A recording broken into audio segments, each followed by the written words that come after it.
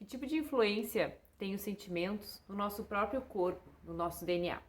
A física quântica já revela várias coisas a respeito dessa relação e é sobre isso que a gente vai falar nesse vídeo hoje. Para quem não me conhece, eu me chamo Marília Stein, trabalho hoje com o Reiki, sou mestre em Reiki e procuro difundir a ideia do Reiki e habilidades que essa ferramenta pode nos dar para o autoconhecimento, conseguirmos mudar os padrões vibracionais e a autocura, o ser humano melhor que a gente quer ser. E se você gosta desse assunto, já fica por aí, já clica em se inscrever, que vai ter mais e mais conteúdo sempre. Eu sempre ouço falar que a física quântica está pesquisando a respeito desse assunto, mas eu nunca tinha lido algo muito mais concreto do que simplesmente citações. E dessa vez eu estou lendo o livro A Matriz Divina, do Gregg Braden, e aqui ele relata 3 experimentos que eu achei assim muito esclarecedores em relação a como se comporta o DNA e como se comporta toda a malha quântica, né, a matriz divina do nosso universo, o quanto a gente está ligado a ela. Então eu vou citar aqui os 3 experimentos, porque eu já acreditava através da própria fé.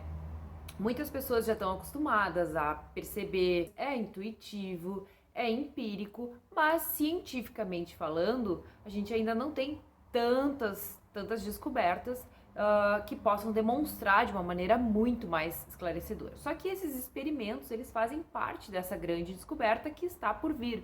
Na verdade, eles já tiram grandes conclusões a partir delas. A gente começar a olhar para esses experimentos e começar a entender a espiritualidade, entender o todo, entender todo o universo como sendo uma coisa única. Nós separamos em caixinhas a ciência, a espiritualidade, enfim, o nosso corpo, a nossa mente, o nosso espírito, mas tudo é uma coisa só. E é isso que a ciência vem trazer hoje para nós. Ela vem provar que tudo é uma coisa só. Então eu vou mostrar agora, né, a partir de agora, esses 3 experimentos, as conclusões que a gente pode tirar deles. Então vamos ao experimento 1. O que eles queriam responder com esse teste? Eles queriam saber como que o DNA se comportava em partículas de luz, o que eles chamavam de matéria quântica, né, que está em todo lugar. Então eles pegaram um tubo, prepararam um tubo, retiraram todo o ar, o que a gente conhece como vácuo, né? O vácuo a gente conhece como que não tem nada lá dentro, mas eles sabiam que os fótons estavam lá dentro. E aí eles analisaram qual era o comportamento dos fótons sem nenhuma atividade lá dentro. E aí, como não se surpreenderam, que todos os fótons estavam de maneira aleatória espalhada dentro do tubo. E não estavam assim no fundo do tubo, do lado, na lateral, em cima, embaixo, não. Eles estavam espalhados por toda parte. A grande diferença aconteceu quando eles inseriram uma partícula de DNA humano dentro desse tubo. E o que eles observaram é que eles achavam que não iria acontecer nada. O que eles observaram foi que os fótons se organizaram de maneira diferente dentro desse tubo. Eles revelaram com isso, então, que a matéria quântica, né, que constitui todo o nosso universo, o todo, recebia influência do DNA. E aí eles seguiram, eles tiraram o DNA de dentro do tubo. E o que aconteceu? Eles achavam que, bom, tirando o DNA, os fótons vão voltar a se comportar daquela maneira aleatória. Só que não foi isso que aconteceu. Os fótons continuaram organizados como se tivesse o DNA lá dentro. Eles começaram a pensar, será que ficou um resíduo do DNA dentro do tubo e eles estavam ainda se comportando por causa disso? Ou será que existia um fenômeno que eles não podiam mensurar e começaram a pensar? Então chamaram de DNA fantasma. E o que eles puderam concluir com esse experimento número 1 aqui?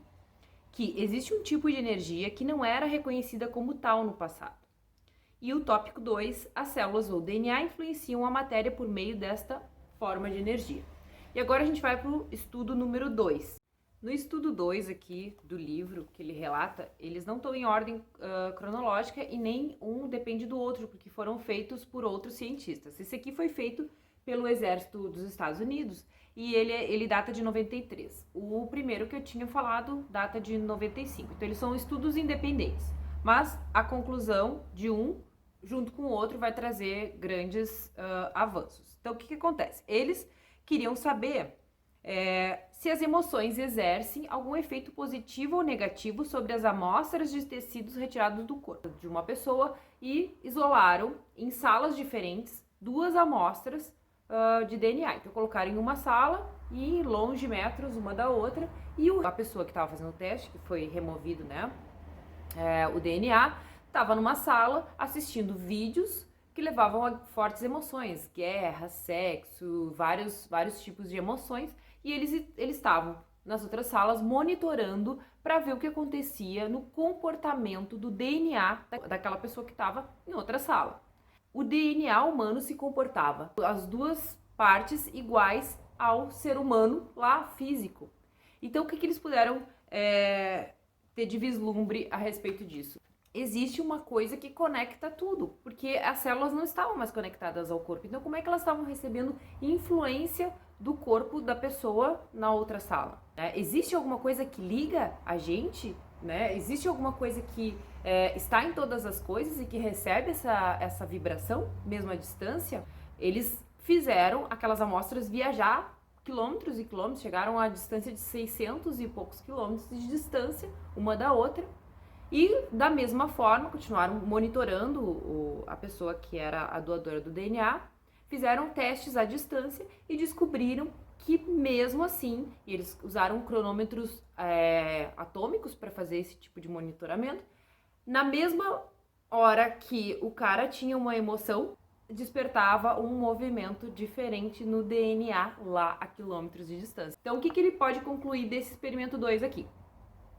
Existe uma forma de energia entre os tecidos vivos que não era reconhecida no passado. O ponto 2. As células e o DNA se comunicam por meio deste campo de energia.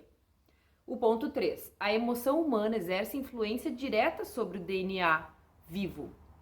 E o ponto 4. A separação pela distância aparentemente não é importante para os efeitos observados. E o experimento 3, então, que é de 92 a 95, ele começou a partir de uma premissa: a energia do que tem em volta do coração. Então, energia eletromagnética ovalada em volta do coração, que chegava a atingir 5 metros de distância. Então, através dessa teoria de que o corpo humano, no corpo humano, o coração é o centro de energia dos sentimentos, surgiu uma pergunta, eles queriam responder, então, se poderia existir um outro tipo de energia, viajando por este campo. E aí, o que eles fizeram? Eles queriam examinar, então, os efeitos das emoções humanas sobre o DNA e a própria essência divina. Então, esse experimento ainda foi anterior àqueles que eu relatei antes, Ele colocou, parece que em ordem decrescente aqui. Mas não importa. O que importa é o resultado do combinado dos 3 no final. Então, eles pegaram pessoas que têm alta capacidade de treinamento mental e conseguem técnica, que é de autogerenciamento mental e emocional, que as pessoas conseguem projetar isso e que elas conseguem entrar no estado de quietude, mudança da consciência para a área do coração e focalizar nas emoções. Enfim, tem uma estratégia aqui com pessoas que conseguiam fazer lá um Paranauê. E aí eles descobriram o sentimento das pessoas realmente mudava o DNA. Existiam tanto formas distintas do DNA como química. Então, os pesquisadores eles conseguiram destacar mudanças. Alguns DNA se enrolavam, outros se esticavam, ainda tinha mudanças químicas. Então, os resultados foram irrefutáveis e as implicações inequívocas. A conclusão foi: as emoções humanas mudaram a forma do DNA. Esse apanhado de 3 experimentos, então, vem nos mostrar que existe, então, algo lá fora, a matriz de uma energia que conecta qualquer coisa com o todo e o restante do universo. Esse campo conectivo explica os resultados inesperados dos experimentos. O DNA do nosso corpo nos franqueia o acesso à energia que conecta todo o universo e a emoção é a chave para podermos usufruir desse campo. É uma grande mudança de paradigmas. Eu ainda não terminei, tem bastante coisa ainda para ler, mas eu achei tão relevante essa descoberta, porque eu sempre fui movida pela fé. Muitas pessoas são movidas pela fé, mas a fé é algo que não brota do nada, Eu tive desde a minha infância, estímulos nesse sentido, o que facilitou bastante acreditar, enfim, numa força maior. Mas para quem nunca teve isso, de que hoje tem que romper muitos paradigmas, a fé é algo que às vezes é impalpável, é difícil, mas eu vou acreditar baseado em quê? E agora a gente tem a ciência aqui provocando a gente, é muito incrível. Então tudo aquilo que a gente acredita na espiritualidade, de reiki à distância, Não existe distância. É essa que é a conclusão, né? A gente consegue enviar energia através de pensamentos. Quando a gente quer falar com alguém, essa pessoa nos liga ou nos manda uma mensagem, a gente teve lá uma transmissão de pensamento, né? Dentro dessa energia quântica. É maravilhoso pensar nas infinitas possibilidades a partir disso, mas hoje a gente sabe, então, que a gente pode exercer influência sobre essa matriz divina e co-criar o nosso universo e criar a nossa vivência, a nossa experiência de vida. Aquilo que a gente acredita, né, vai se tornar realidade. Como? Através das sensações, sentimentos que vão vibrar e que vão expandir. Atrair o que a gente precisa. Isso mostra o quanto nós somos autores da nossa própria jornada aqui na existência. O porquê que isso realmente ocorre. A gente tem uma vibração e começamos a mexer com esse todo, com esse universo, tanto interno quanto externo. Então isso explica o porquê da lei da atração funcionar, isso explica porquê que quando a gente envia reiki à distância, a pessoa recebe, né? Não existe barreira do espaço-tempo como a gente conhece, está tudo interligado dentro dessa grande matriz divina. E essa é uma conclusão incrível, tem muito livro para ler a respeito ainda, muito estudo, mas isso já traz um conforto para o coração, porque quem se baseia na fé e recebe empiricamente, consegue mensurar porque já vivenciou experiências, tem mais condições de continuar acreditando. Mas quem nunca passou por uma experiência de pensar em alguma coisa e ela acontecer, enfim, quem nunca conseguiu exercitar, existem bloqueios dentro dessa mente, dessa pessoa, que simplesmente rechaçam todas as possibilidades, né, de mudança. E aí, o que acontece? A pessoa não acreditando, ela não vai emitir um sentimento. Então, se você precisa emitir um sentimento de fé, de acreditar, para que tenha cura, por exemplo, mas você lá no fundo não consegue acreditar porque aquilo não ressoa com nada do que tu já viu e não ressoa com alguma coisa que tu já tenha experimentado. Ou a pessoa tá tão desiludida, né? Já aconteceram tantas coisas ruins, ela não consegue mais acreditar. Então, se esse novo, essa nova forma da gente enxergar, baseada na ciência, puder contribuir para que as pessoas comecem a perceber as infinitas possibilidades se criando, nossa, vai ser um grande avanço. Então, por isso que eu estou te convidando para começar a pensar mais, a estudar mais a respeito, acompanhar os novos movimentos da física quântica que explicam a espiritualidade, para conseguir motivar, para conseguir encontrar esse elo entre o acreditar e o sentir. A partir do momento que a gente acredita, a gente começa a emanar essa certeza, essa fé. E é essa fé que vai mudar a nossa vibração, e é essa vibração mudando é que vai trazer realmente novos ares para a nossa vida, novas possibilidades. E, enfim, é tudo que todo mundo quer, né? Mudar suas vidas para melhor, com certeza. Então é isso.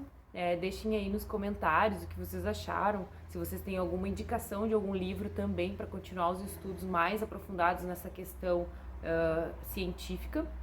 Livros que têm realmente experimentos sendo mostrados e conclusões.